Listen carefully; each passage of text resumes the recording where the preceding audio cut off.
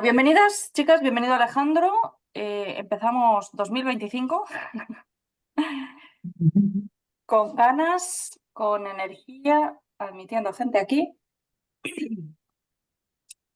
Y bueno, en las últimas 2 semanas ha habido mucha gente que me ha hecho preguntas sobre el tema de sociedades de responsabilidad limitada, SLs, básicamente. Siempre hemos estado hablando o siempre hemos recomendado el tema de empresas unipersonales, de hacerse autónoma, pero es verdad que en ciertos casos, en ciertos momentos, quizás sea mejor pasar a una figura un poco más grande, corporativamente hablando. Eh, Vamos a hablar de este tema, pero luego al final podemos hacer preguntas de cualquier tema si nos queda tiempo. Como sabéis, normalmente es 1 hora. Más o menos, podemos alargarlo 5 o 10 minutos más, pero no mucho más.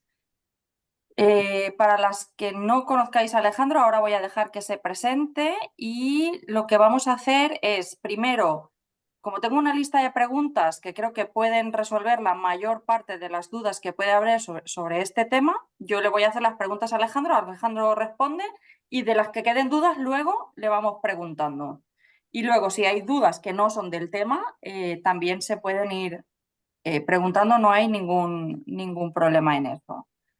Las dudas siempre que sean relacionadas con emprendimiento, con negocio, dudas legales personales no las podemos resolver aquí. Así que, bueno, pues nada, Alejandro, bienvenido, feliz año, ¿cómo estás?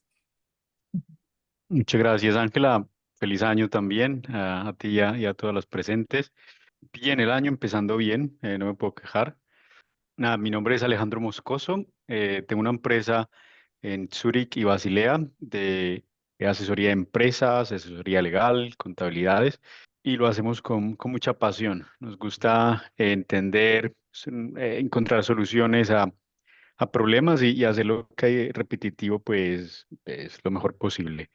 La empresa lleva 5 años, hemos tenido más de 500 clientes, creado más de 100 empresas, asesorado muchísimas, hacemos un poco de todo, aunque yo diría que el 60% de las actividades es en creación de empresas y contabilidad, asesorías en todo lo que tiene que ver con la empresa. Y luego el otro 40% es un poco de muchas cosas. El 80% de los clientes son de habla hispana. Ese es nuestro nicho y nuestra especialidad, pero tenemos clientes de muchísimas partes y también suizos, evidentemente. He estudiado en España, aquí en Suiza, en China, en el Reino Unido. Soy un poquito empollón, ¿no? Un poco nerd y me gusta estudiar mucho y entender las cosas. Si me extiendo un poquito, me paran porque tiendo a irme por las ramas a veces. Me voy en los detalles a veces demasiado. Nada, y aquí estamos para solucionar, sí, las dudas que surjan por ahí que pueda solucionar. Y nosotros agradecidas de que nos ayudes, que nos guíes en este camino. Así que, bueno, no perdemos más tiempo, nos vamos, como decimos en España, vamos al turrón, vamos a empezar. Entonces, como decía antes, siempre estamos hablando de empresas unipersonales, pues que son más fáciles de montar, de gestionar, de llevar por una misma, pero hay casos, Alejandro, desde tu experiencia, en los que es Mm, recomendable tener una sociedad de responsabilidad limitada, una SL, en vez de una empresa unipersonal. sí, por supuesto. Vale, pero antes de ir a eso, no sé, ¿te parece si explico brevemente qué es una empresa unipersonal y qué es una sociedad limitada? Claro. Por si por ahí hay algo que no se tenga claro.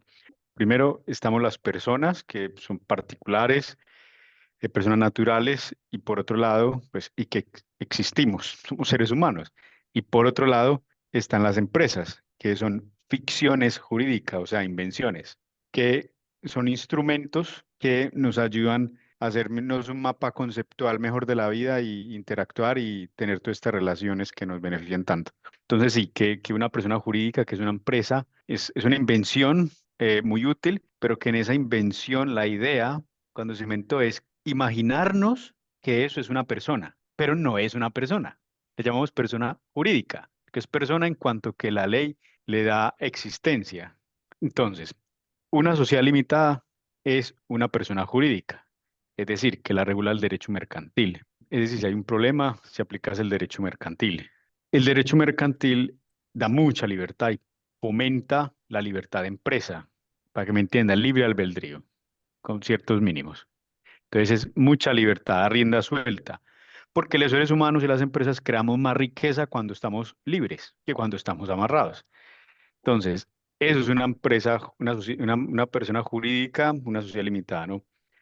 Por otro lado están los trabajadores. Entonces, a los trabajadores, como hay muchos empresarios en la historia que han abusado de los trabajadores, entonces se inventaron el derecho laboral, que es un derecho proteccionista que protege al empleado. Entonces, resulta que los seres humanos no tendemos al cambio, sino que somos conservadores, nos gusta mantenernos igual. Entonces, los economistas hace como 100 años, bueno, póngale 50 al final cuando se aprobó, dijeron, bueno, venga, tenemos que hacer la tarta de la economía más grande, porque pero estos ricos de aquí no quieren crear más riqueza. Entonces necesitamos más empresarios. ¿De dónde sacamos? Saquemos empresarios del mundo de los trabajadores. Entonces, pero claro, el trabajador me va a decir, no, es que yo no tengo 20.000 para crear una empresa. No, es que yo no tengo tal cosa. Entonces, vamos a ponérselo más fácil al trabajador que quiera convertirse en empresario. Y ahí se inventaron la empresa unipersonal, self-ständig, autónomo, como quieran llamarlo, ¿no? Y eso se lo inventaron para que un trabajador pudiera más fácil acceder a ser empresario y a comerciar. Entonces, la figura de empresario unipersonal, es una figura híbrida que tiene unas características de, de persona jurídica, de derecho comercial, como una sociedad limitada, que le da muchas libertades, pero a la misma vez también es un trabajador.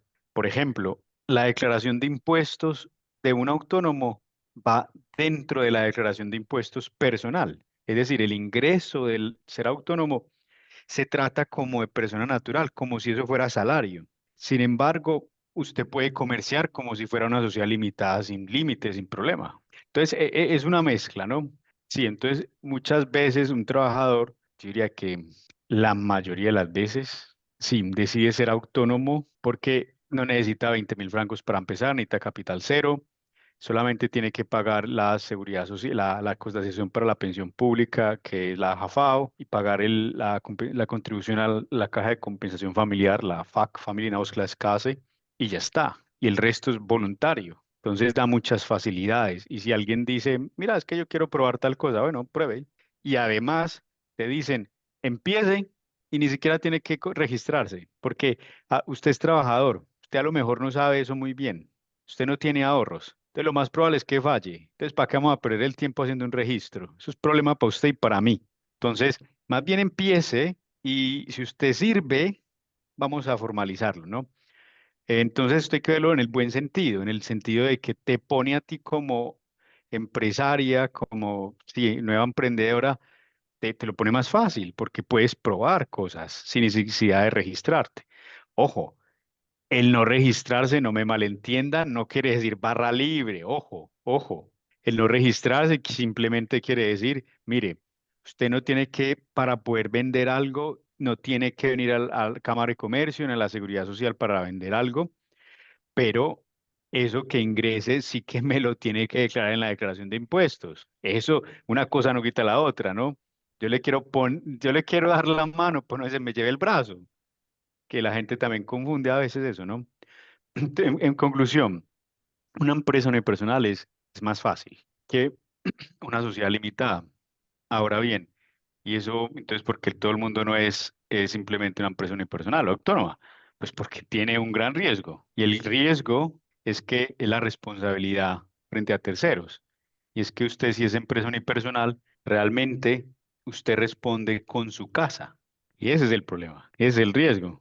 Es en plan, bueno, para empezar, uno lo hace, me la juego, en que si se me va mal, me embarguen el coche, me embarguen la casa, yo qué sé, lo que tenga, me lo pueden quitar, me la juego. Ahora bien, a medida que uno va creciendo, ya eso ya no es tan inteligente y te recomendaría conviertas en una sociedad limitada, porque ya estás corriendo riesgos innecesarios. Empezando, pues valía la pena correr el riesgo, pero ahora no, es innecesario.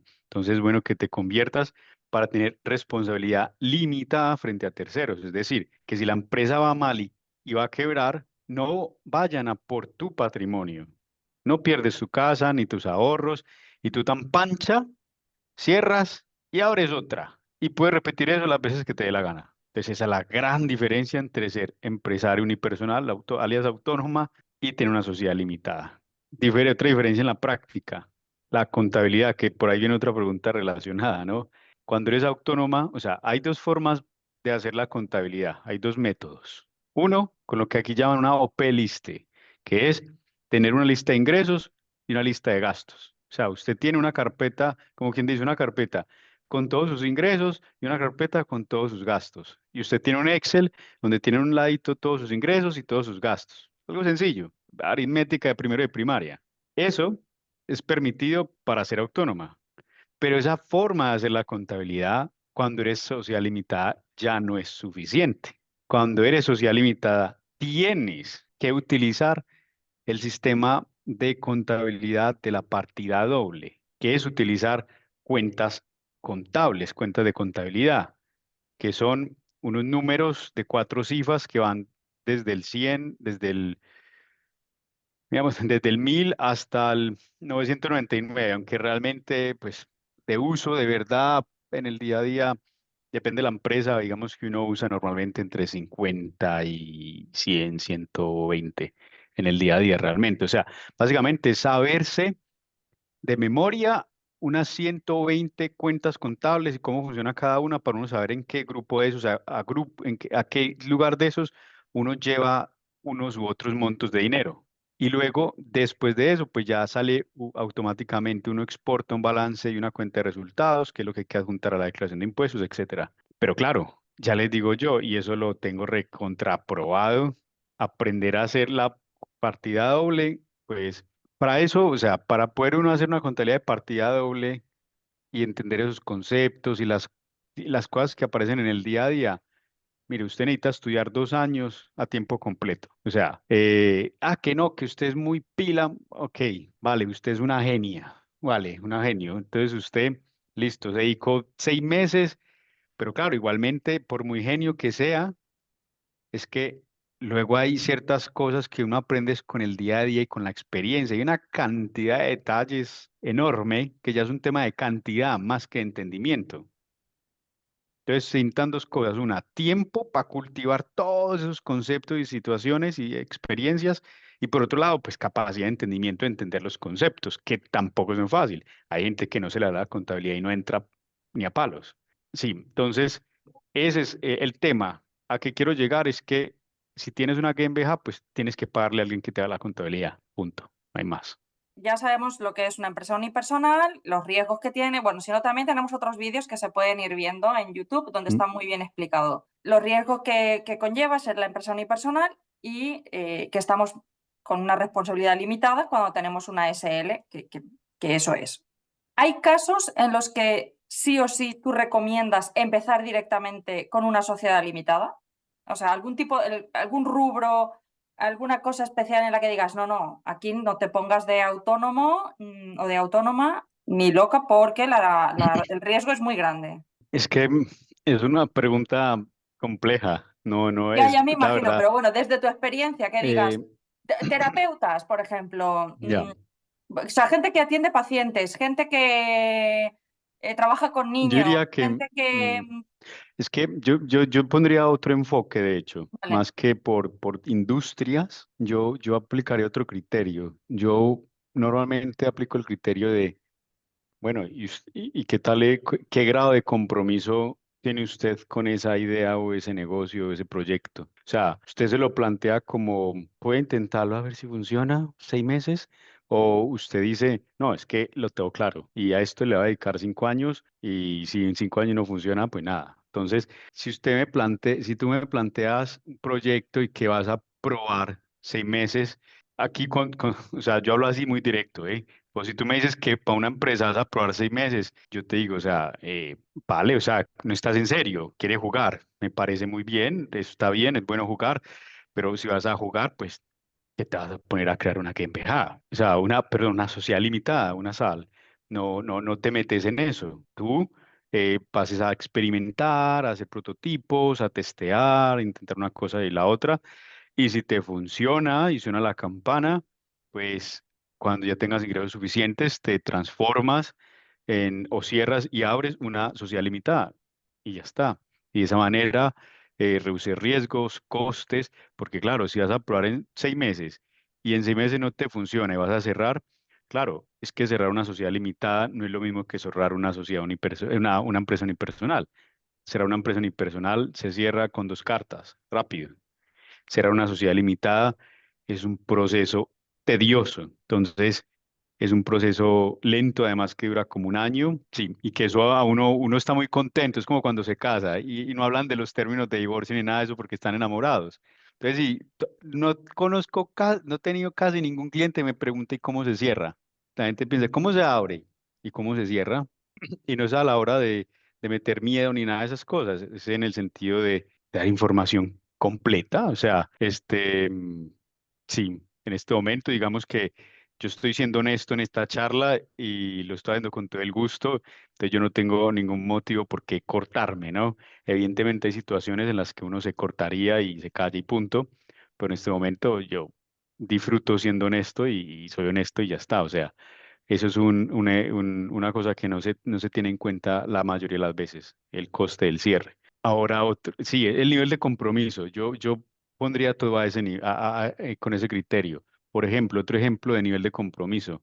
Que usted realmente quiere, así sean 6 meses, que usted realmente quiere darlo todo en 6 meses y realmente probar que le va a funcionar, ¿vale? Pues entonces usted necesita maximizar esas posibilidades de éxito. ¿Y cómo? Por ejemplo, pues si ya sabemos que ser una sociedad limitada da una imagen de mayor solidez, la gente se queda, el mercado, la gente, los clientes se quedan más impresionados cuando uno es una sociedad limitada.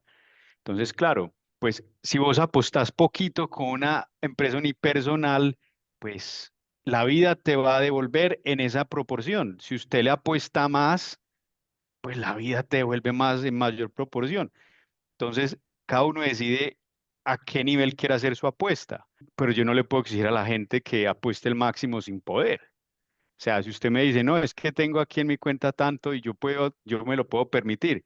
Y yo, pues, si usted es una persona de compromiso, quiere de verdad probar y de verdad darlo todo a ver si sí funciona, pues, no se guarde ningún cartucho, mija. Es que la vida no da segunda oportunidades. Usted le mete toda para lograrlo, porque es que a lo mejor eso que te reservaste era la clave para salir adelante o para lograrlo. Pero como no lo hiciste, ¿sí me entiendes? Entonces, digamos que usted lo prueba 6 meses, un año, lo que sea y que no funcionó, usted está con la conciencia tranquila, que usted puso todo de sí.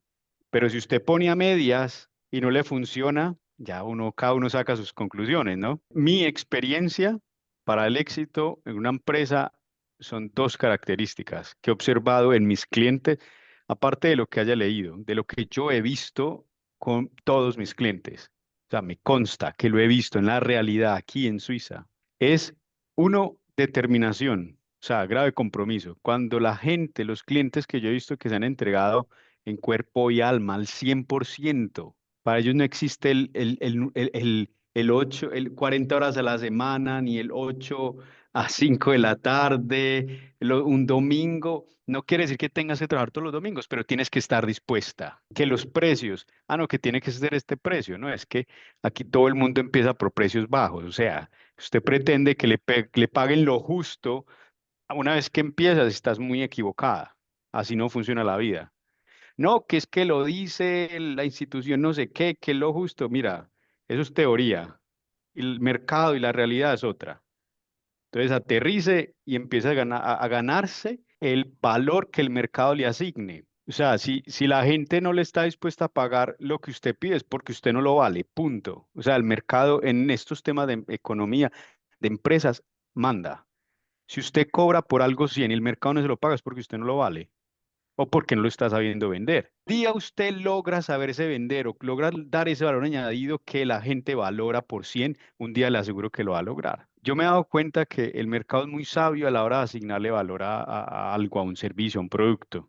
Es muy sabio en general, pero muy, muy sabio. Entonces, eso, dos características, una determinación, usted no escatimar, usted va con toda.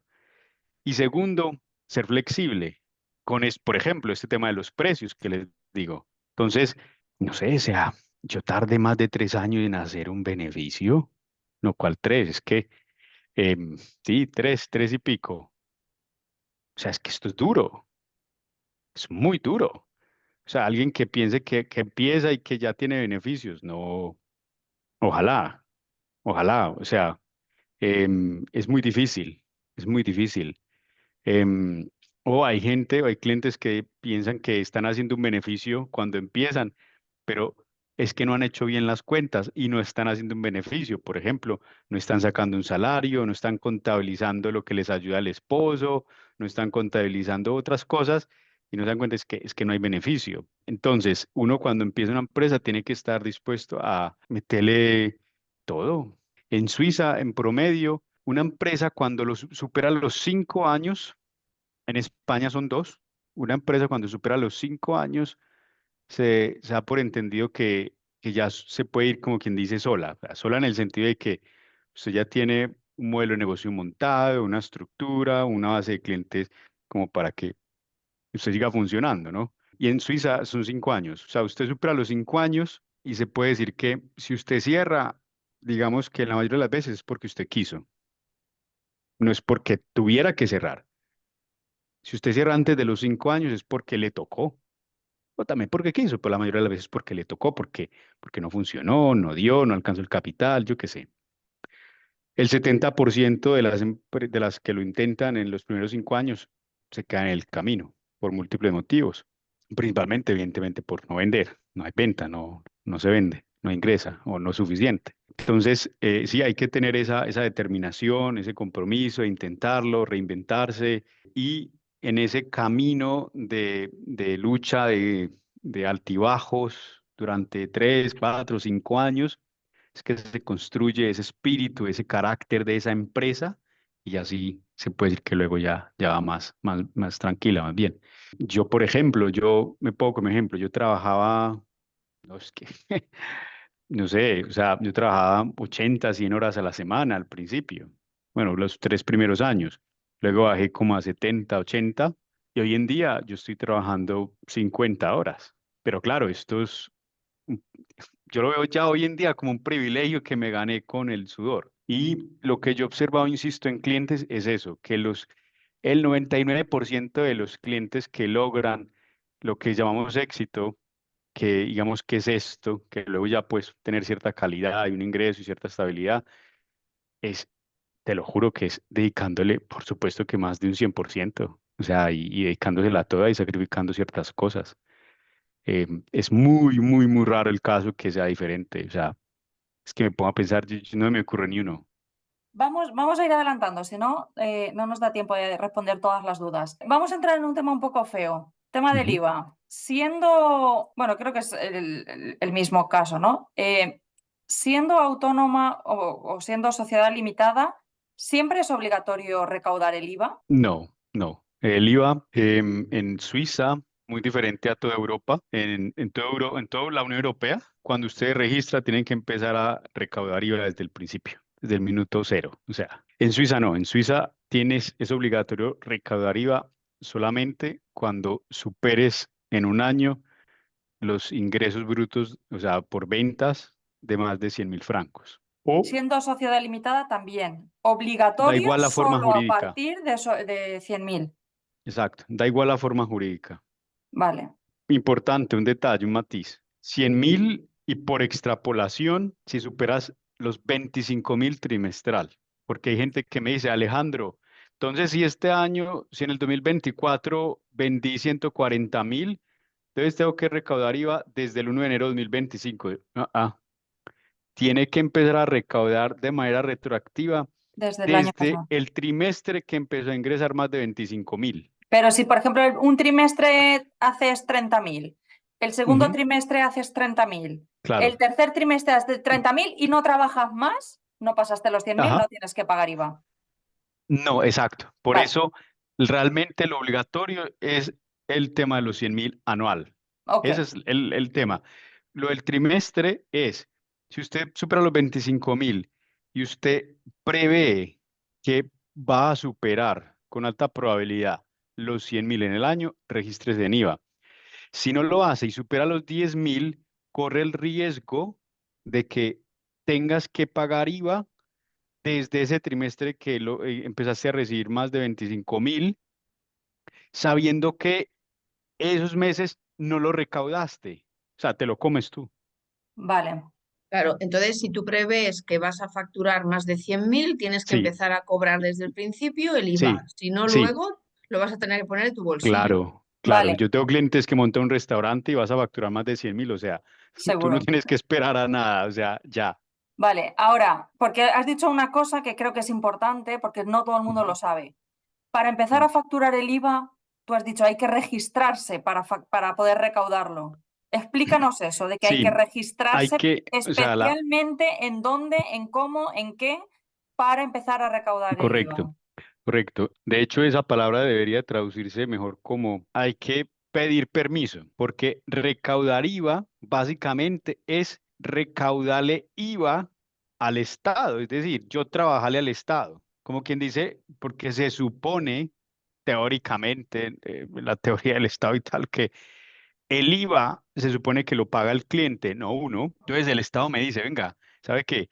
Súmele a esa persona este porcentaje y entréguemelo a mí. Entonces yo tengo que pedirle permiso a Hacienda para yo poder actuar en nombre de ella para recaudarle su dinero.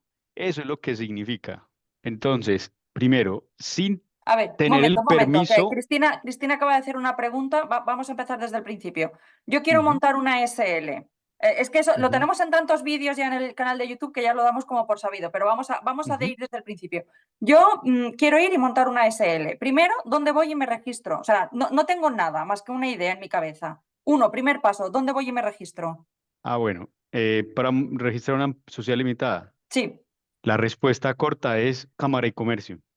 vale. Y luego, ¿tengo que ir a Pero registrarme a algún esa otro sitio? respuesta no es clara porque parece fácil, pero no lo es. No lo No, eso es es, lo mucho más sabemos. complejo. No, no, no, es que responderla así es casi que engañar a alguien, es engañarlo porque se va a llevar una idea de algo que no es así. Es Bueno, engañar porque, pues cuéntala en 2 minutos en vez de 5, venga. vale, o sea, al final el que concede la forma jurídica de sociedad limitada es la publicación en la web de Cámara y Comercio. Ujú. Entonces, digamos que todo el proceso que se hace es de cara a que Cámara y Comercio me apruebe y me reconozca como empresa. Ahora, lo complejo es todo el proceso que va antes de eso, todo eso que hay que llevarle a Cámara y Comercio. Entonces, primero hay que abrir una cuenta cerrada de capital. Bueno, una empresa se puede crear con, digamos que especie, bienes en especie, con bienes, con activos o con capital, con dinero. Y no que es más fácil con dinero que con especie. Con especie sería todo lo que voy a decir, pero añadiéndole la firma de un revisor contable. Y cuesta un poco más. Depende de qué caso, considerablemente más. Entonces, normalmente se crea una empresa es con dinero. ¿Con cuánto? 20.000 francos o más, si es una sociedad limitada. Entonces, se abre una cuenta cerrada de capital en el banco de su elección para depositar, para transferir a esa cuenta bancaria cerrada a nombre de la empresa que se va a crear el capital social, que mínimo son 20.000 francos. Entonces, se transfiere, se solicita la apertura, llega un número de cuenta, luego se transfiere ese dinero. Luego a los días llega una carta por correo postal en físico en donde confirman la recepción de esos 20.000 francos o más.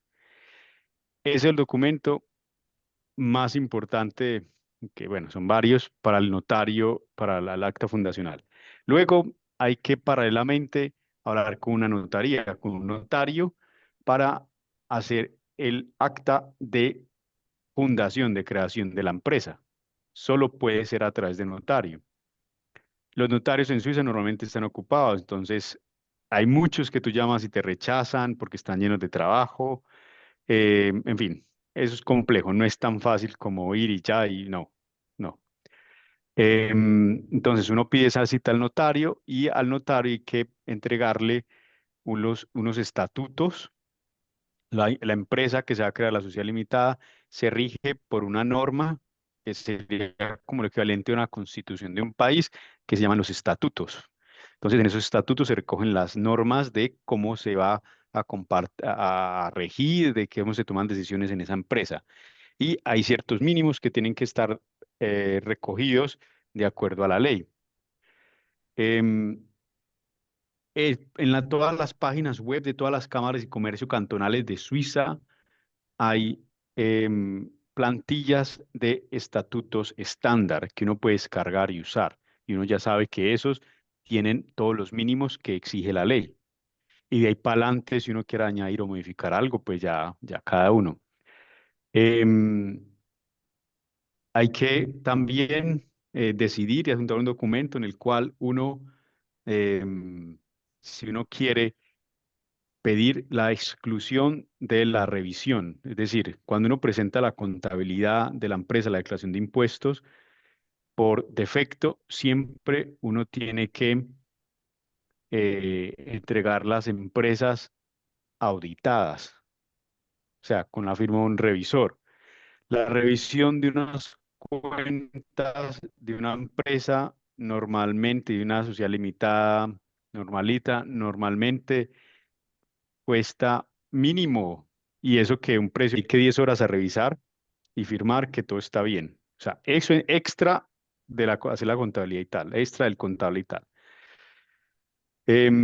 Entonces, cuando una empresa tiene menos de 10 empleados equivalentes, y factura menos de 20 millones de francos al año, uno puede poner un documento en la fundación en el cual pide que dice que se está exento de ese revisor. Entonces, eso es clave para uno no tener ese coste a la hora de presentar la declaración de impuestos. Entonces, se adjunta ese documento.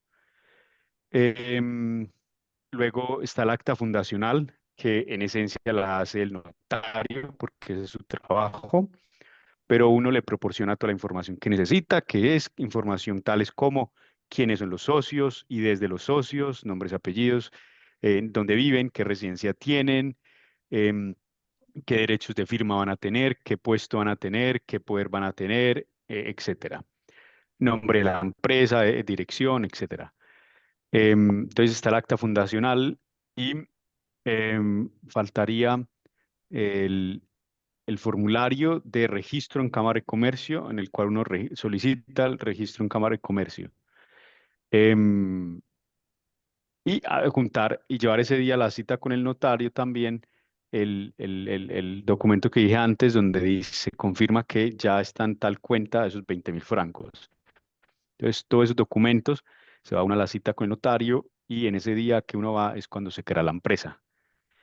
En ese momento se creó ante el notario esa empresa, y luego toda esa documentación se envía por correo postal o en persona a Cámara y Comercio. Luego Cámara y Comercio normalmente responde, digamos, que a los 8 días, y que todo está bien y pague la factura, y ya usted es una empresa que puede facturar y tal. Una vez que termina el proceso, usted abre una cuenta de empresa. ¿Para qué? Para poder mover los 20.000. Está una cuenta bloqueada, usted no puede moverlos. Entonces, de ahí usted abre una cuenta de empresa para transferir esos 20.000 de esa cuenta bloqueada, que se cierra en cuanto se transfieren esos 20.000 a la cuenta de empresa. En el momento en que entra en la cuenta de empresa, ya es el dinero de la empresa, que puede usar como quiera. Y si usted quiere, va y lo saca y ya está. Eh, digamos que poder puede, que son de la empresa. Sí, y en ese momento pues ya está creada la empresa. Sí, así en plan resumen, eso es más o menos el proceso de creación. Alejandro, ¿cuánto O tiempo sea, estimas que si me dura todo permites, ese ujú, proceso? ¿8 semanas? 20 días, ¿20 días con el notario no, que te 20. da 3 semanas vista? Esa es la diferencia de si usted lo hace conmigo o sola. Porque uno ya tiene una relación con ciertos notarios, a uno le dan prioridad, depende, sí. Ya uno tiene Bueno, sí, imagínate relaciones. que alguien lo hace Mm. sola, porque, por lo que sea, por la circunstancia Le que va a sea. tomar, le va a tomar entre golpes y dolores de cabeza 3 meses y Vale. frustraciones. Te lo firmo. No conozco ni uno diferente. Porque hay muchos detalles sobre la marcha. Una vez un cliente y me dice, Alejandro, transferí los 20.000 y nada que me envían la carta. Y luego tuve que yo llamar, intervenir y resulta que le tenían bloqueado los 20.000 francos porque por sospecha de blanqueo de capitales. ¿Yo qué? ¿Y por qué? Y luego llamé y me dijeron que es que el depósito lo hicieron en efectivo. Pues resulta que para crear una empresa usted no puede hacer un depósito en efectivo, con dinero en efectivo, sino que tiene que ser una transferencia bancaria. Si no, es blanqueo de capitales o entra en la lista.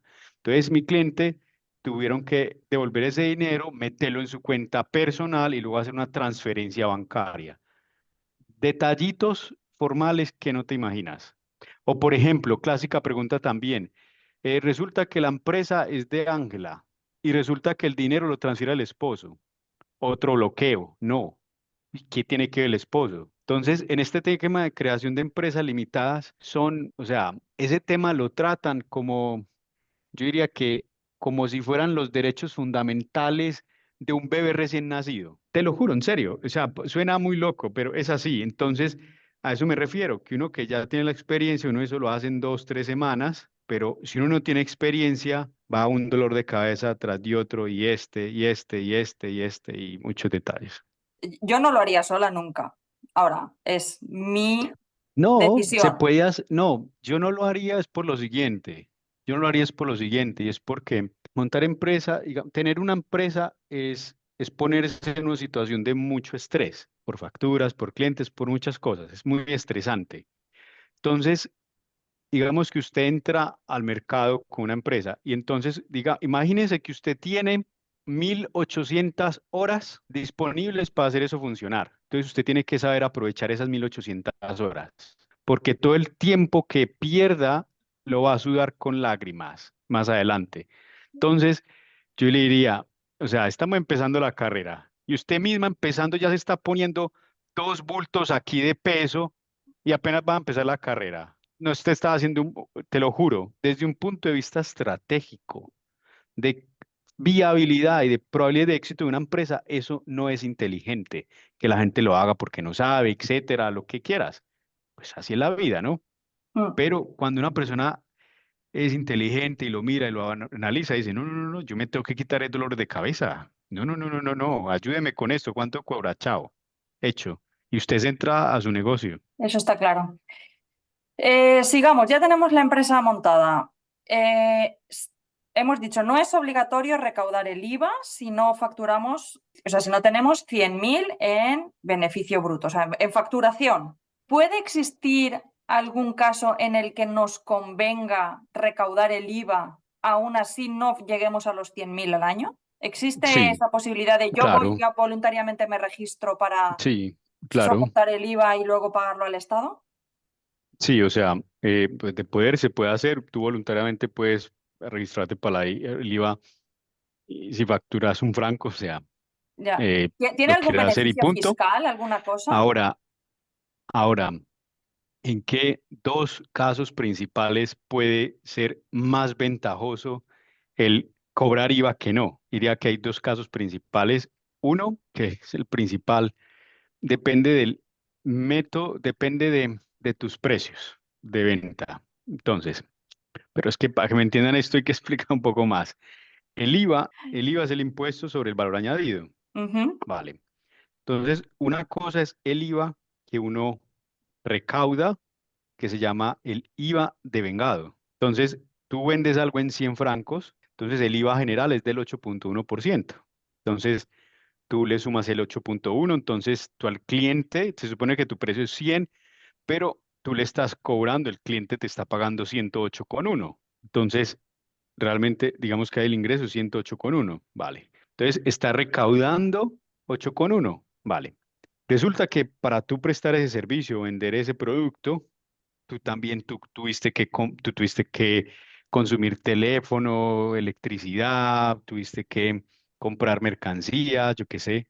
Supongamos que tú hubieras gastado 50 francos. En esas cosas que compraste por 50 francos, también pagaste IVA. Ese IVA que has pagado a la hora de comprar, de hacer tus gastos, se llama IVA soportado, lo que tú soportas.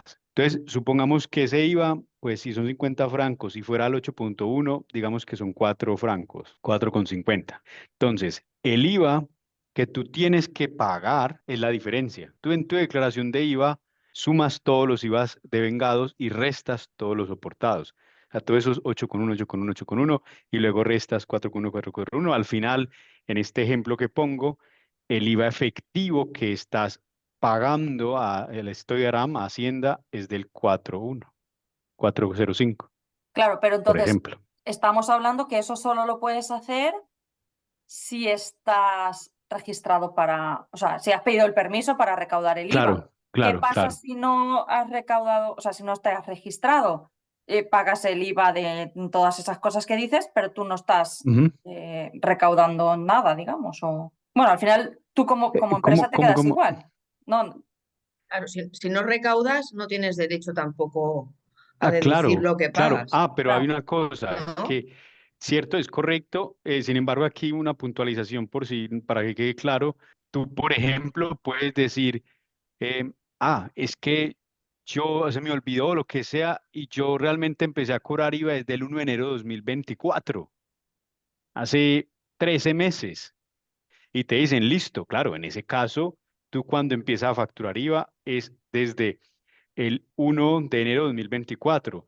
No recaudaste el IVA que tenías derecho a recaudar, allá tú, pues eso lo pierdes, digamos, pero te puedes restar ese IVA que pagaste de tus gastos de 2024. Entonces, al final, así te hayas registrado tarde, pagarías 4,05 que en el ejemplo anterior y no el 8,1. ¿Sí me siguen? Mm. Sino que si te hubieras registrado a tiempo, digamos que hubieras tenido la posibilidad de pasarle ese coste al cliente. En este, pues, por hacerlo tarde, lo has asumido tú y ya está. Y si lo has hecho al revés, o sea, no sabías que había que registrarse para recaudar el IVA, no te has Ujú. registrado, con lo que en teoría no tienes el permiso para recaudar el IVA, pero tú has hecho facturas con IVA a los clientes, ¿ahora qué? Claro, si le has hecho factura a los clientes con IVA, lo correcto sería devolverle ese IVA recaudado a los clientes o apuntarte voluntariamente desde la fecha en que empezaste a hacer eso de manera retroactiva. Le dices, mira, resulta que eso lo empecé desde el 1 de julio de 2024. Ok, y ya está. Vale. Y otra pregunta, una vez te has inscrito para el IVA, puedes borrarte, decir, este año ya no quiero recoger el IVA. Por años. O sea, ¿Va por si años? O tú sea, ahora, yo en dos mil bueno, pero veinticuatro me primero, registré para el IVA y ahora en 2025 digo, esto es un rollo porque tengo si que estar, que facturaste suma, menos que de RIS. 100.000 No, sí, imagínate, si facturo facturaste menos 50.000. de 100.000, claro, si quieres, tú antes del 30 de enero de 2025 le tienes que decir al Stogram que te registras y si estás por Tarde, menos de 100.000, claro, sales de 31 ahí. de enero, tarde ya. Ujú. Vale. Pero una Bueno, cosa, espera que no terminé lo de los dos casos, estoy a medias. sí, sí, perdón. Entonces, están los dos conceptos, IVA soportado y devengado, y realmente lo que uno paga de IVA. Vale, esos eran los conceptos para poder entender esto. ¿Qué beneficio tengo si yo facturo 40.000 y me registro a IVA?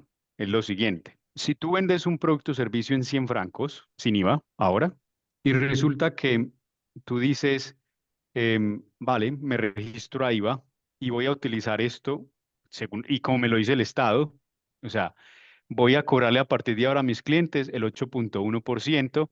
Entonces, un cliente va a pasar de pagar en vez de 100, 108,1. Mm, Esto en términos de mercado, de verdad, esto es una alza de precios, porque es que a lo mejor alguien está dispuesto a comprarte a 100, pero si le cobra 108 ya no le interesa comprarte eso, sino que el Estado nos vende esa película de que lo paga realmente el cliente. Eso es falso, eso es falso, eso es teoría para justificar los impuestos, eso es falso.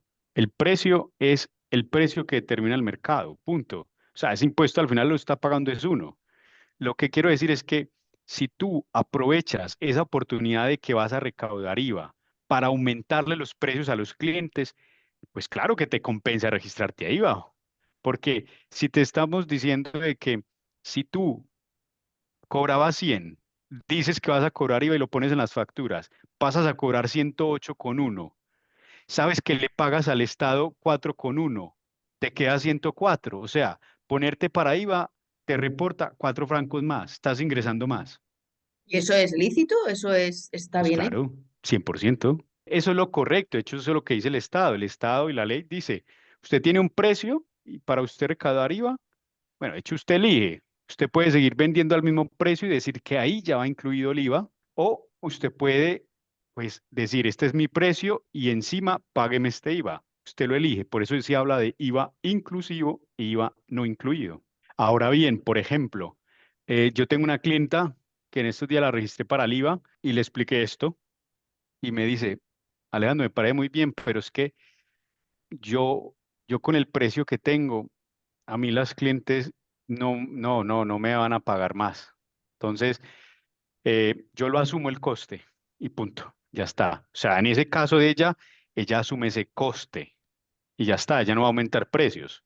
Mm. Entonces, en un caso así, que tú me digas, no, Alejandro, es que yo en mi negocio ya no puedo aumentar más precios, yo te digo, mira, no te compensa el registrarte para IVA, espera a que supere los 100.000 y sea obligatorio. Si tú me dices, no, es que, ¿por qué no? Sí, yo puedo cobrar el IVA y al final, mira, hasta ingreso más. Sí, y te conviene. Em, claro, depende de cuánto. O sea, si vas a ingresar 10.000 francos en un año, pues es más lo que vas a tener que pagar al contable para la gestión del IVA de lo que vas a ganar más por un precio extra. O sea, no. O sea, ¿cuánto puede empezar a compensar registrarse de IVA siendo realista en este caso? Si facturas al año por lo menos 40.000, si no, es imposible, no te compensa. Desde el punto de vista puramente aritmético, financiero, ¿no? Yo he tenido clientes también que me han dicho, Alejandro, tengo un cliente para esto y esto y esto y me piden el número de IVA. Y yo tengo la sensación que si les digo que no estoy registrada para IVA, me van a rechazar. Porque claro, cuando dices que cobras IVA, primero le estás demostrando que ya eres una empresa seria, porque estás metida en un tema muy serio como es el IVA. Y normalmente la gente se mete es cuando supera los 100.000. Está diciendo, mire, yo soy sólida, yo ingreso más de 100.000. Entonces también es una estrategia de marketing, es estratégico. Quiero aparentar más solidez de la que realmente tengo para lograr un mejor contrato. Ya eso uno juega, depende de cada persona. Vale, entonces ese es un escenario cuando yo puedo aumentar precios y puedo utilizar ese IVA como un aumento de precios. Ahí compensaría. Y se ingresan más de 40.000, o si ya como estrategia de marketing usted quiere hacerlo desde el principio y sí, listo. Segundo caso es cuando tú tienes una empresa que utiliza mucha mercadería, tienes mucho stock. Por ejemplo, un cliente llega y me dice, monte una empresa de construcción y de golpe, ahora en un mes, se compró 80.000 francos en mercancías. Yo le digo, claro, que sería un error no registrarse para IVA, porque todo el IVA que pagó en esa compra te lo devuelven. Mm. Entonces, sí, entonces, si vendes productos y tienes bastante stock, te conviene, si no pierdes dinero, de hecho. ¿Qué es lo más Eficien- importante al tener en cuenta para este tema del IVA? En la práctica, aparte de estos temas teóricos y tal, conceptuales, en la práctica, dos temas a tener en cuenta. Uno, el coste. Por ejemplo, yo cobro normalmente 480 francos de más el año por gestionar el IVA. O sea, tú no cobras IVA, tal precio. Tú cobras IVA, yo te cobro 480 más el año. Entonces, primero, ese coste extra hay que tenerlo en cuenta. Segundo, hay que tener en cuenta que a la hora de que vayas a hacer las facturas, van a ser más complejas mm. porque cuando vas a cobrar IVA en la factura, tienes que desglosar, tienes que poner, esto es lo que cobro, esta es la base y cobro el 8,1 el que corresponda, y eso equivale a tanto sobre esa base y en total es tanto. O sea, tienes que separarlo y desglosarlo. Entonces, hacer una factura se hace más complejo. No quiere decir, o sea, no vayas a hacer eso en un Excel porque, bueno, puedes hacerlo, pero eso vas a sudar lágrimas de sangre, o sea, no, sino que lo que quiero decir es que ya eso te hace tener otro gasto más o aprender también a manejar un software más inteligente con el cual uno puede hacer ese tipo de facturas más complejas. Entonces el IVA también hace más compleja y más profesional tu actividad, o sea, más compleja, así, más trabajo, más inteligencia, digamos, para manejar esas cosas, pero a la misma vez te hace más interesante, más profesional, te van a ver más sólida. Entonces sí, es como beneficios, costes que tiene. Dos preguntas. Uno, ¿dónde te registras para el IVA? Porque antes has dicho Hacienda, pero ¿es en En Hacienda? Hacienda, ah, Vale. No, digo que antes has dicho Hacienda, pero no sé si hay algo mm, especial o es en las oficinas de ve, Hacienda. es el departamento de IVA, Bueno, de, que no lo digo en una vez alemán. entras por la puerta de Hacienda ya preguntas. Sí, sí. No sé en francés cómo se dice, es en alemán, pero no sé en francés. Sí, en el departamento de IVA, pero es muy sencillo. Si tú colocas en Google, si colocas Quiero pagar Mehrwertsteuer IVA. estoy Anmeldung, que en alemán te va a aparecer, si lo colocas en francés te va a aparecer, es decir, IVA, registro IVA. Si estás, por ejemplo, en un canto del alemán y colocas las palabras que son alemán, te va a aparecer inmediatamente. Si lo colocas en francés, te va a aparecer. Más cosas. Estás hablando, por ejemplo, de que tú como servicio, por ejemplo, llevas el tema de la contabilidad, del IVA, de todo eso. Una empresa, por ejemplo, si yo me montara una empresa, una SL, y yo fuera capaz de llevar mi propia contabilidad, cuando tengo que presentar la declaración de la contabilidad, no sé si es declaración de impuestos de la empresa, yo como persona humana que llevo mi empresa lo puedo hacer o necesito algún tipo de visto bueno por parte de algún profesional, de algún... No, no sé si me explico, no Vale. sé. O sea, es decir, yo podría llevar la contabilidad de mi propia empresa siendo una SL si yo fuera la dueña, la CEO, la como se llame. De poder puedes, pero Vale. como decía antes, Ya, pero imagínate primero, que yo soy una super mega profesional de las finanzas de la economía, que no lo soy. Y yo me ujú, manejo súper bien en un software contable de no sé qué, porque yo ya he hecho eso antes en otras empresas. No necesito, o sea, la pregunta es, ¿necesito una firma de alguien externo para presentar esa contabilidad? no, o sea, Vale, ya está, ya está. puedes, sí, puedes, sí.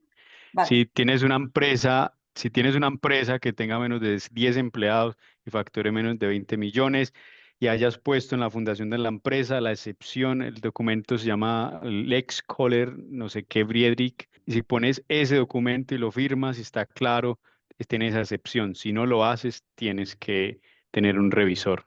Si tienes más de 10 empleados, sí, tienes Sí, que... o sea, ya no te vale la excepción, Vale. tienes que tener un revisor ¿10 empleados al año? O sea, porque al preguntas, año. claro. 10 Aunque trabajan empleados un solo día. equivalentes el año. Eso quiere decir que usted suma las horas de trabajo de sus empleados por todo el año, tiempo completo y lo que dé. Pero imagínate que yo, Yo por tengo ejemplo, ¿no? Es que un están cliente que preguntando, tiene, un cliente que tiene 28 empleados a tiempo parcial, pero entre todos suman solamente 6 personas. eso no cuenta. Equivalente. O sea, eso está dentro de la excepción. Correcto. Vale. ¿Y dónde se pide esa excepción? Es algo Tú que se haces una solicita declaración, cuando ¿no? se crea Ah, la empresa. pero digo, Vale. tú la Pero que escribes, también se haces puede como hacer una... a posteriori, también se puede hacer a posteriori, pero pues, es un doble gasto, o sea, no es, cuesta, hay que, sí, es un doble gasto, pero sí, también se puede hacer, si no lo pusieron al principio, se puede hacer a posteriori, claro. Va. Pero que es raro el notario que cuando vea que no lo has puesto, no te avise, o sea, es raro. Un notario, así no lo pongas, normalmente te dice y esto y tal, sí. Vale, no sé si me he dejado alguna pregunta de las que nos habían mandado por adelantado. Creo que no, pero bueno, Hola a todas y a todos. Bueno, a Hola. todos uno nada más. Hola Alejandro. Mi pregunta es, por ejemplo, yo compro textil fuera de Suiza, ¿no? Y me lo envían aquí a Suiza y pago los impuestos correspondientes en la aduana, que me llegan luego. Pago tanto envío como impuestos. Entonces, yo por ahora no pongo IVA, ¿no? Porque todavía no supero la cantidad de... Pero ya estoy viendo que debería de ir poniéndolo, pero no sé ni qué IVA tengo que poner ni si realmente me compensa poner IVA, claro está, porque yo no pago IVA realmente en los productos. Eh, no sé si me explico. Pago IVA, Sí, pero no pago. Pues em, si tú importas esos textiles, y si tú haces declaración de aduanas cuando importas esos textiles, yo te aseguro que en esa declaración de aduana te están cobrando el IVA suizo. Entonces, si es así, si lo estás pasando por aduanas, estás pagando el IVA suizo, y si te registras para IVA, ese IVA que pagaste en frontera te lo puedes restar. Perfecto, entonces. Vale, vale. El IVA Ok. español que te cobren las empresas españolas no te lo puedes restar. No, no, yo, por Si es ejemplo, que te como cobran IVA, que alguno por No ahí le hay. cobran. no me cobran, no me cobran, yo trabajo Vale, directamente con ellos. La aduana sí, la aduana pues depende del Claro, en la monto, aduana te aplican el IVA suizo. claro, claro. exacto. Suiza te aplican el 8.1, em, y si hay algún arancel, pues el arancel No. que aplique. Ujú. Vale, muchas gracias. Nada, con gusto. Más cosas relacionadas con la SL. Preguntan, ¿desgravaciones se contemplan y cuáles son? Y si al hacer la declaración de impuestos, o sea, de la empresa, no sé si se llama declaración de impuestos de la empresa también, de hecho. ¿Cómo se llama? Declaración de IVA. Bueno, no, pero si no cobras IVA, como el balance, La, Cuentas anuales, ¿no? o sea, ¿verdad? claro.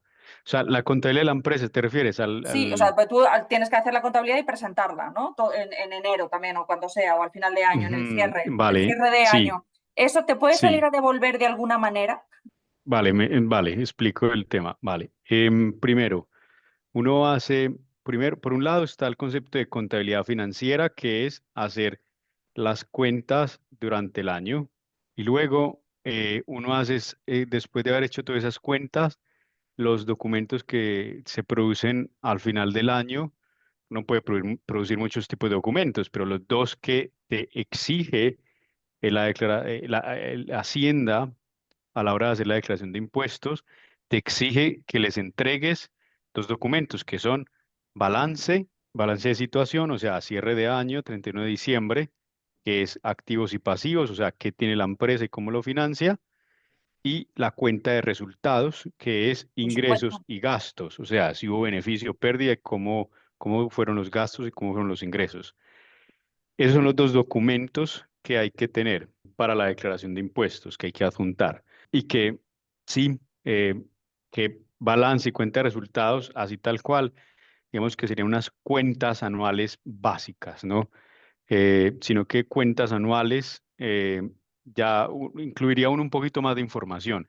Ese balance incluye la cuenta de resultados, como decía, incluye también una memoria en la cual uno dice hubieron tantos empleados en promedio, uno tendría que decir cosas como si hay préstamos de y los socios o no, etcétera, cierta información básica, y ya eso, hice algún comentario más relevante, y eso serían las cuentas anuales, pero no piden cuentas anuales, ellos piden, entrégueme balance y cuenta de resultados. Sí, bueno, eso. Lo que hace no tener una SL, no saber de qué van las cosas. No, con gusto. ¿No? Claro, pero por eso te preguntamos. Bien. Y, bueno, pues creo que ya está. Ah, Luego bueno, había, vale, pero entonces, por ejemplo, perdón, esos dos documentos, sí, entonces uno los genera, y luego uno tiene que, la gerente de la empresa tiene que poner un visum, una señal, como quien dice firmar, en todas las páginas de esos dos documentos, y luego hay que rellenar la declaración de impuestos, que ujú, uno la rellena en base a esos dos documentos. Luego tiene que firmar la gerente la declaración de impuestos, y entonces para la declaración de impuestos rellena, balance, cuenta de resultados, y también hay que adjuntar un Bescheinigung de dividendos, o sea, un certificado de entrega de dividendos, que pues si fue cero, fue cero. Entonces, ¿qué es dividendos? Dividendos es que cuando una empresa tuvo beneficios y va a repartir. Uno ujú, puede tener beneficios y dejarlos en la empresa, ahí no hay dividendo. Dividendo es cuando yo digo, hay beneficio, guardo el 20% de eso y el otro 80% lo reparto entre los socios. Cuando se reparte ese dinero, cuando se liquida, se habla de liquidación de dividendos y eso paga impuestos. Entonces, por eso el estudiante me dice, no, venga, eso póngamelo en esta hojita aparte.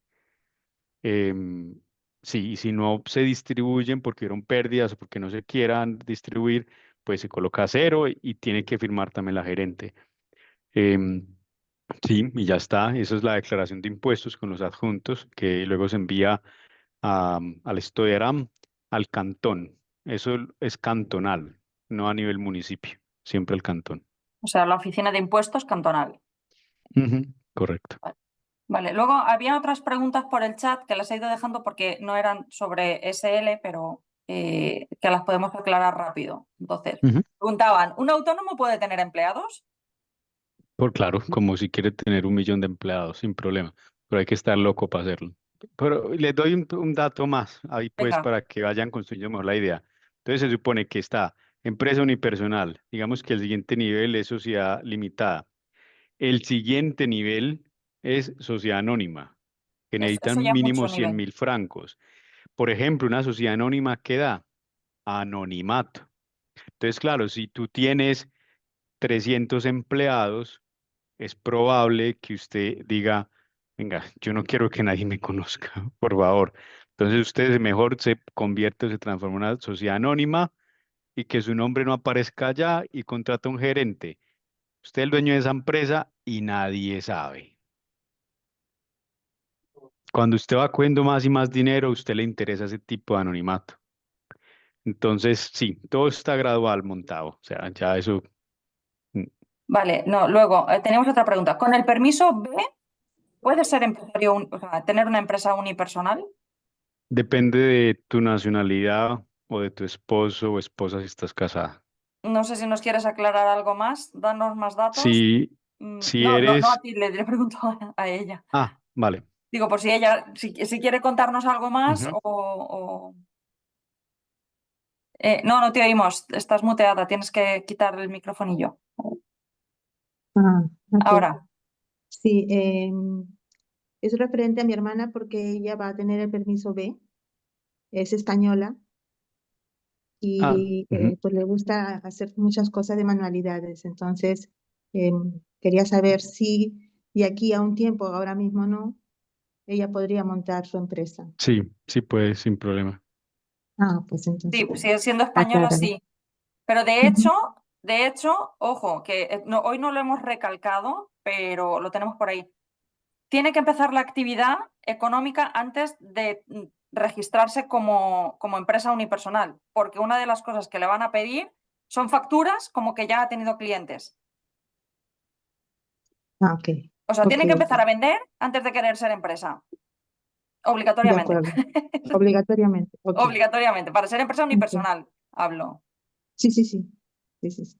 Vale, gracias. Así que no se preocupe, que empiece a Un hacer gusto. manualidades y a vender como loca. Exactamente, exactamente. Gracias. Muy diferente a España, muy diferente.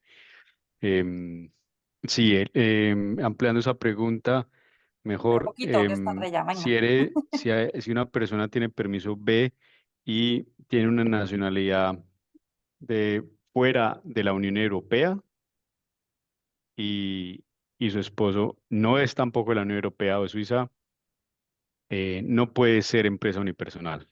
O sea, puede ser sociedad anónima o sociedad limitada, sin problema, pero no puede ser autónoma, no disfruta de esos beneficios.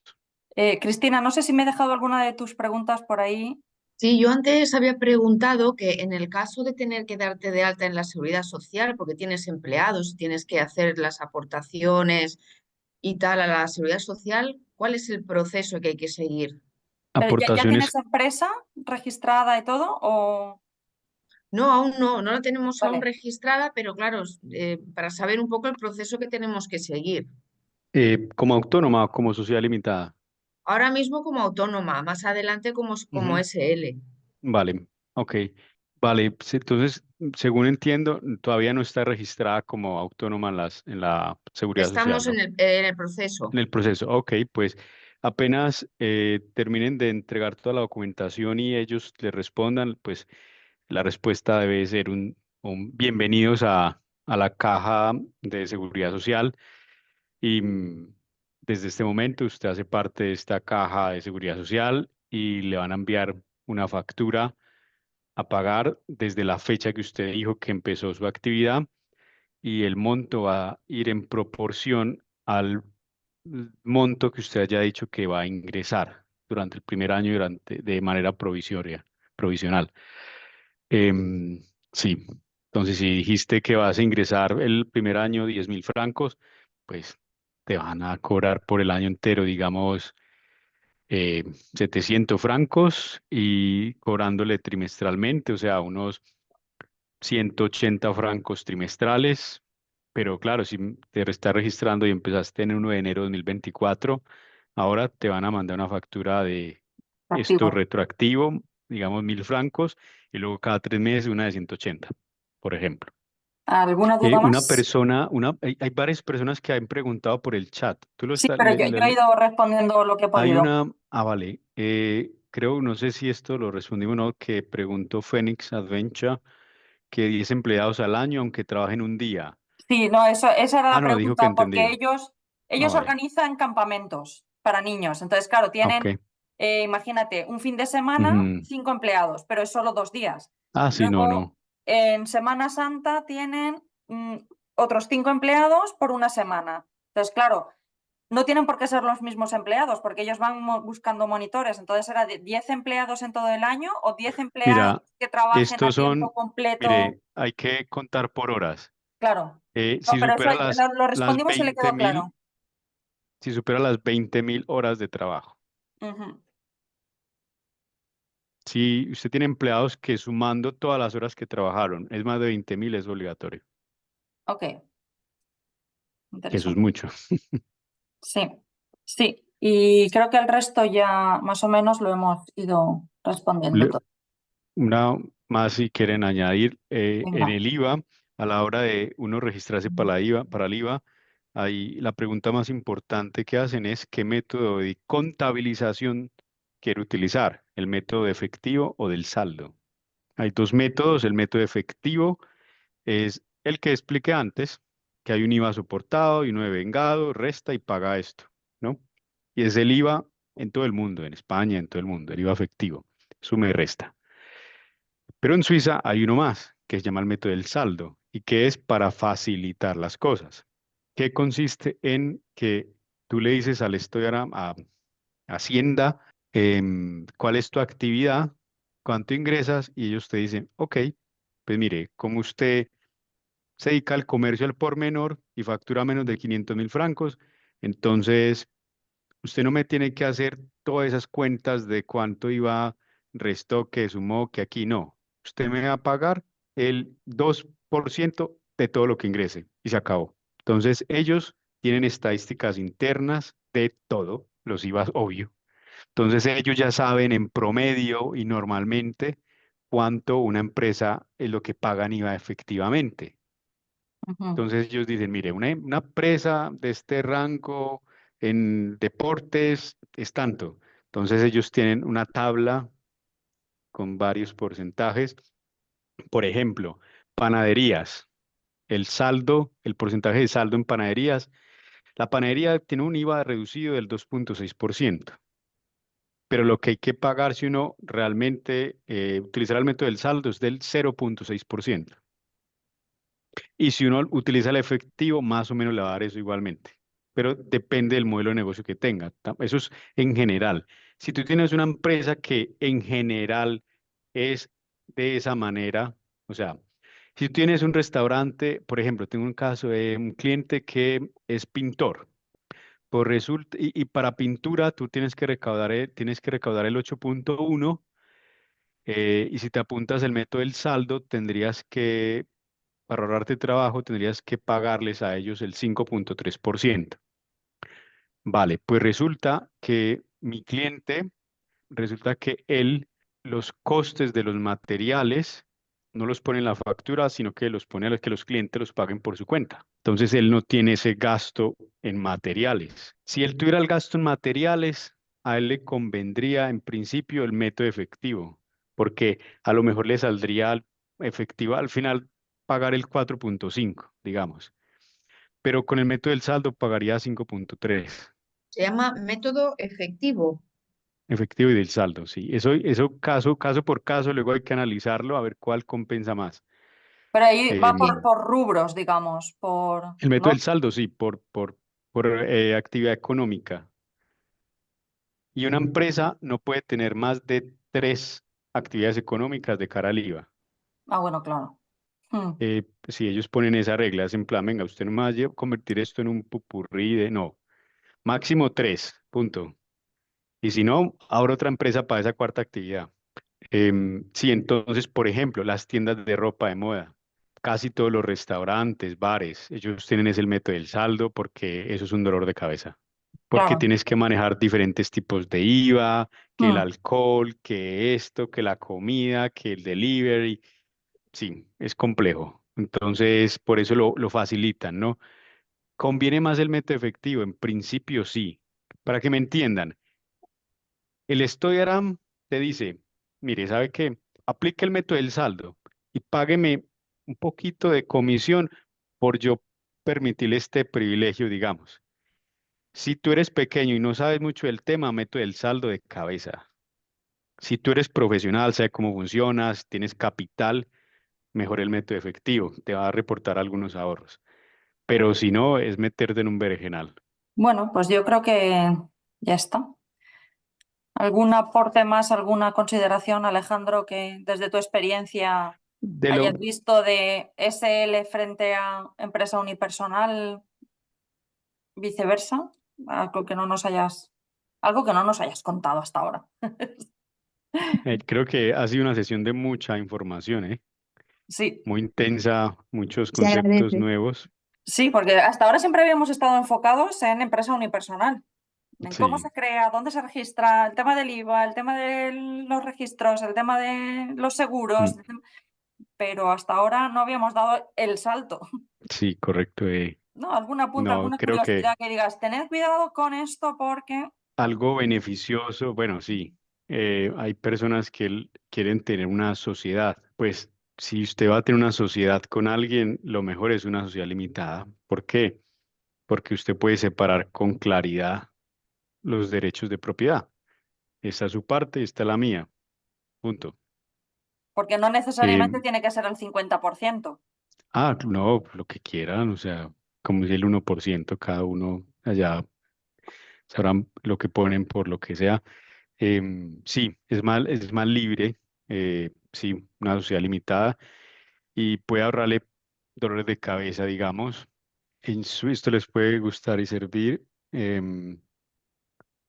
En Suiza estamos en un país confederado donde hay varios cantones, se separaron cantones y entre ellos compiten, como quien dice, ¿no? Entonces, en Suiza sí que hay bastante diferencia entre los impuestos que hay que pagar entre un cantón y otro. Por ejemplo, un cliente me preguntaba hoy, decía, Alejandro, ¿es verdad que qué pasa si yo quiero vender una de mis empresas mañana y para pagar menos impuestos cambio la dirección de la empresa al cantón de Zug? Y yo, pues bien por ti, que te ahorras en dinero en impuestos. Me dijo, ¿en serio? ¿Así de fácil? Yo, sí. O sea, lo único que tienes que tener en cuenta es asegurarte que el dinero cuando entró en la cuenta fue posterior al día que cambiaste la dirección. Pues si no, te va a tocar pagarlos en el cantón de Zúrich. ¿Y eso por qué no lo hacen? Yo, bueno, es que cada país tiene sus reglas y sus costumbres y entre los suizos, por ejemplo, son muy moralistas y ellos, por ejemplo, en general, no ven bien a la gente que no es de Zug y vive en Zug, porque los consideran como, estos quieren pagar menos a la tarta del Estado para todos, entonces como quien dice, sí, estos unos tacaños que me están poniendo a pagar a mí más, yo qué sé. Lo ven como una especie de evasores legales, ¿no? Entonces, no es popular irse allí. Entonces, en la realidad, la mayoría de los suizos, como ven mal el irte a Zug, resulta en que la mayoría de los residentes del cantón de Zug son extranjeros con mucho dinero, todos no suizos, porque el suizo le importa lo que para ellos importa, lo que su vecino piense, lo que su amigo piense, lo que sí, su sociedad piensa. Entonces ellos no se van a mover allí para hacer eso que para pagar menos impuestos. Algunos pocos muy empresarios agresivos lo hacen. Con la práctica no lo hacen. Pero un extranjero, que es en plan, ¿a mí qué más me da? Yo ni siquiera tengo amigos suizos en mi entorno, pues lo hacen sin problema y ya está. Entonces, si uno hay un momento en el cual está facturando mucho dinero, pues por supuesto que es ventajoso ir a cambiar su dirección de empresa o personal a un cantón como el de Zug o Schwyz, por esas ventajas fiscales que son, según qué caso, descomunales. O sea, estamos hablando de Pero mucho dinero. una pregunta, para cambiar la dirección tienes que tener o uno de los socios ahí en esa dirección o comprar un apartado postal de estos, ¿no? O sea, yo no puedo ir y decir, ahora mi empresa está en la calle Feldbergstraße, no sé qué, de Zug. Ujú, Porque me van a ujú. decir, pero si allí vive una señora mayor, yo qué sé. Claro, Ah, para eso tienes que adjuntar un contrato de arriendo. Bueno, no tienes que adjuntar un no, o contrato sea, de bueno, arriendo. simplemente que Espera, alegremente no puedo cambiar eso. Necesito tienes realmente. que, tienes que enviar un formulario, sino es que según si es empresa unipersonal o sociedad limitada, va a ser más o menos tedioso. Pero en esencia tienes que comunicar, sería más complejo, o sea, Hombre, deberías de tener una oficina de coworking, es por que hay, ejemplo, al menos, ¿no? Bueno, Para o pagar, decir, hay empresas que se tienes prestan a que, dejarte su buzón, que diga. vale, si te vas a cambiar totalmente, o sea, mover lo que tienes aquí para allá, entonces tienes que deregistrarte de acá y registrarte allí. Y es una gestión que puede tardar 20 días. Ahora, normalmente lo que se hace es que dejan aquí una sede, abren allí otra y convierten a la otra en la principal, que es la que paga impuestos allí, y pueden a facturar todo por allí, pero luego dejan en una abierta. Entonces esta pasa a ser como una filial y esa como decir la madre. Ya. Y todo eso se puede hacer en 20 días, digamos, ¿no? Y si hay prisa, en 10 días. Si hay dinero de por medio para trabajar extras, sí, en 10 días, eso se hace rápido. Pero sí, insisto, eso es para, sí, cuando se maneja bastante dinero que compensan esas cosas. Muy bien. Sí, entonces, importante el cantón donde se esté, siempre hay que revisarlo, no hay que creerse de la historia ni el cuento. Por ejemplo, en el cantón por ejemplo, en Baseland, el municipio de Bodmingen y de Oberville eran muy famosos por una cantidad de expatriados con mucho dinero que tienen allí viviendo y eran muy famosos porque tenían muy buenas políticas fiscales para atraer esos extranjeros. Pues resulta que hoy en día esos dos lugares tienen impuestos considerablemente más altos que la ciudad de Basel. Hoy en día es mejor tener una empresa en Basel, incluso vivir en Basel, que vivir en esos dos sitios. Entonces, las cosas cambian también según la conveniencia. Entonces, no solamente es que porque fulanito me dijo y no sé qué, luego eso hay que revisarlo cosa por cosa, caso por caso. Luego, no es que sea en plan, no, en todos los casos, su que es bueno. No, no. Si, por ejemplo, les digo algo, su que es bueno. Bueno, esto es un poco obsceno, pues, por las cifras que son, pero si tú tienes unos ingresos más de 5 millones de francos, tú vas a pagar tantos impuestos allí como aquí. Pero claro, para tener un ingreso de 5 millones tienes que ser yo que sé quién. Pero a esos niveles, por ejemplo, allí también ya eliminaron esa barra libre, digamos, ¿no? Digamos de 5 millones para adelante, algo así, 5, 10, ya pagan impuestos también y muchos. Entonces, eso hay que analizarlo. Hay casos que conviene más un sitio, otro. Con calma. Primero hay que registrar la empresa, Eso. Ujú, luego ujú. hay que ponerla a funcionar, que genere ingresos y luego ya Exacto, veremos si hace falta exacto. Eso es lo que yo le digo mudarla a de cantón. clientes. Yo diría que el 5% de los clientes me han hecho preguntas de ese tipo, porque sí, a la gente ha escuchado cosas y claro, al final yo le digo, mira, vea, eso no es práctico cuando uno es pequeño, ya está. O sea, usted monta empresa donde usted está y si le funciona en el camino, ya miramos cómo optimizamos. Pero claro, luego allí tienes que pagar un domicilio postal, luego eso al final significa un peso a la hora de tener clientes. Mm. La mayoría de los suizos, bueno, mayoría, yo diría que en general un 40%, o sea, el que tengas una empresa registrada en el cantón de Zug va a hacer que más o menos un 40% de tus clientes decidan no irse con usted solamente por eso. El Zug lo tienen así, o sea, es un sitio para multimillonarios que no dependen de los suizos. Una empresa de extranjeras, capitales extranjeros, porque aquí llega un carpintero, alguien, cualquier empresa, casi cualquiera, dice usted Zug. Y es en plan, ¿y usted quién es? O sea, no, no me interesa, yo quiero a alguien de aquí del barrio, de esta ciudad. Entonces, sería más como una cruz, una carga que un beneficio. Mm. Pues muy bien, lo dejamos.